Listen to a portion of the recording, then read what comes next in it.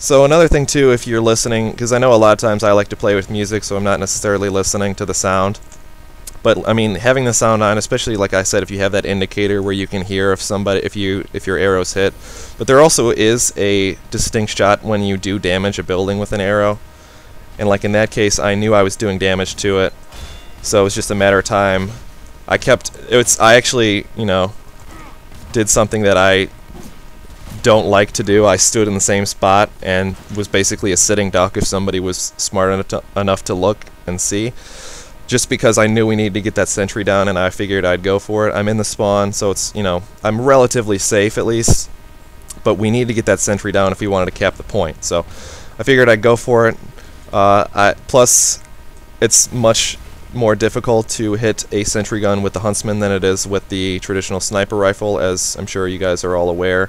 So as soon as I got that target locked on, I wanted to keep it as much as possible. And I was able to do that. There's my fire arrow doing some work on that soldier. So we're capping that point. Take care of that engineer. I'm sure he's not a fan of mine right now. That's, I think, 3 kills on him in a row. At least 3 kills without him doing any to me, which is nice. So looks like we're capping the point, doing some good work. Nice job, fellas. So just relatively, you know, considering how lag spike, sorry. Considering how inconvenient this spot is for the Huntsman sniping, you know, able to get it without too much difficulty. So one thing, I don't know if you saw that there, when I encountered that soldier, one thing that's really nice to do is if you see a soldier and he's firing a rocket at you, is you want to jump. Because a lot of times, especially as a sniper, because you don't have a lot of health to deal with, but good soldiers will shoot at the ground to try it just because that's the easiest time to actually do some damage to people. So if a soldier's firing rockets at you and you jump, you have a tendency to basically push yourself out of harm's way. So he'll fire at the ground. If you jump and the rocket hits you, you're going to be launched pretty far away in some semi-random direction based on where the rocket hit. I just want to pick a map just so I can switch weapons, because I use the number keys to switch weapons. It's much more predictable than the mouse wheel, I find. But anyway, so if you jump when the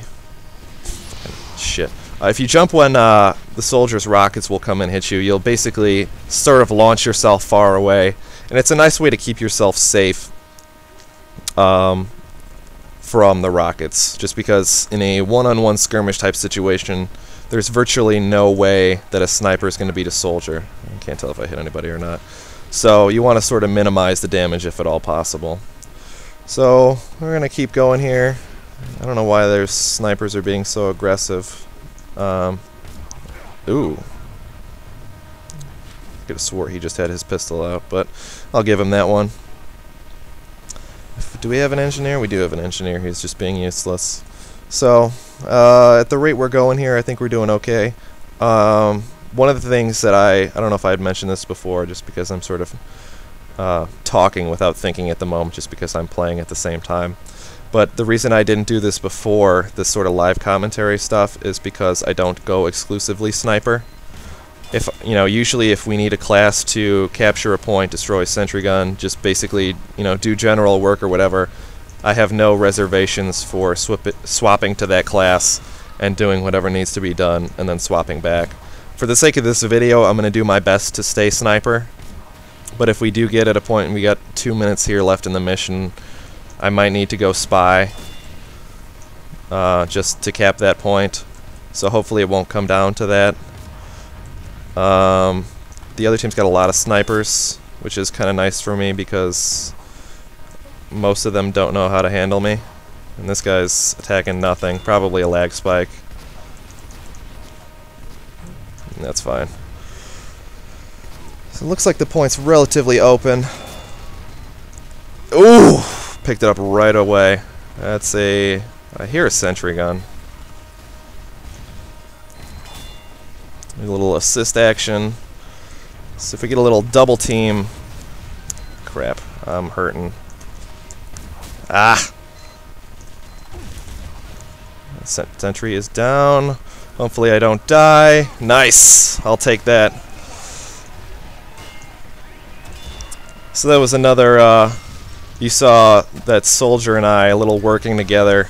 I went up this secret, not so secret, but for whatever reason people tend to forget about that back way. So the soldier and I, it was sort of divide and conquer situation where he was doing a lot. He was basically taking distractions. I was taking the back end, just doing some damage here and there. Did a good chunk of damage on that heavy, made his life easier, able to pick up the kill.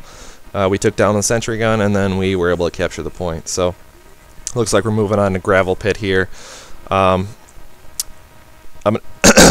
Hopefully I'll be able to do some sniping. This one is not particularly friendly to Huntsman sniping, but we're going to make it work, so I guess we'll just sit around. Hopefully I'll be able to make some more traditional videos coming up here soon. Like I said, I've been playing nothing but Ultimate Marvel 3. I happen to be a big fan of that. I was a huge fan when regular vanilla Marvel came out, and then when Ultimate came out, I pre-ordered it, bought it on opening day, been playing it pretty much ever since. Of course, in a couple weeks or so, I will be probably playing nothing but Star Wars: The Old Republic. That's another one I've been waiting for forever. I played the beta. They had a big open beta last weekend, I believe. So I was playing that like crazy, and I'm so excited about it. So that's another reason I wanted to basically pound out this video, or I guess this series of videos, because this is going to be more than one video, as you probably all can guess. So I just wanted to get some of this stuff in, just because I know my schedule coming up here is not going to be too friendly for playing some Team Fortress in general. So see what happens. These doors are notorious for having sticky traps or scouts or somebody waiting on the other side of them like that. So, ooh, that's a new one. I can take it down though. Ah, he's repairing it like a jerk.